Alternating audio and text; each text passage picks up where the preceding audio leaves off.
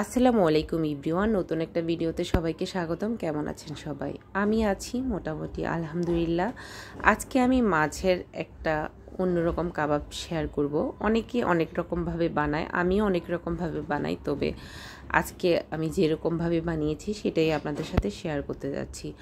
তো মাছের কাবাব করার জন্য প্রথমে আমি কয়েক পিস মাছকে আদা, রসুন, তারপরে হলুদ, একটু মরিচ গুঁড়ো আমি দিয়েছি, তারপর লবণ দিয়ে একদম সিদ্ধ করে নিয়ে ভালো করে কাটাগুলা বেছে নিয়েছি। আর এদিক দিয়ে আলু সেদ্ধ করে আলুকেও চটকিয়ে নিয়েছি। তারপর দিয়ে দিলাম পেঁয়াজ কুচি, দিয়ে দিলাম কাঁচামরিচ কুচি, তারপর দিয়ে দিচ্ছি ধনেপাতা। ধনেপাতাটা আমার ফ্রোজেন, তো আমার কাছে ফ্রোজেন ছিল, সেজন্য ফ্রোজেনটাই দিলাম। আগে তো লবণ দিয়েছিলাম মাছের সাথে, তো সামান্য পরিমাণ লবণ অ্যাড করে দিলাম, আর দিলাম সামান্য একটু গোলমরিচ গুঁড়া। এই জাতীয় কাবাবের সাথে একটু গোলমরিচ গুঁড়া দিলে ভালো লাগে। আর ম্যাজিকের একটা মশলা দিয়ে দিলাম। ম্যাজিকের মশলা আসলে ম্যাজিকের মতনই কাজ করে, স্বাদটা একদম বেড়ে যায়। তো যাদের ইচ্ছা হয় দিবেন, আর না হলে অপশনাল। তারপর দিয়ে দিলাম একটা ডিম, যে যার মতো করে তার পরিমাণে ডিম ইউজ করবেন। আমার বেশি না, সেই জন্য একটা ডিম দিয়ে দিলাম। তারপর দিয়ে দিচ্ছি একটু লেবুর রস।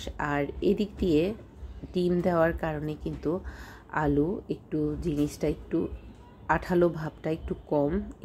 তারপর এই দিক দিয়ে দিয়ে দিচ্ছি চিলি ফ্লেক্স, তো আঠালো ভাবটা একটু শক্ত করার জন্য সেই জন্য আমি দিয়ে দিলাম বেসন।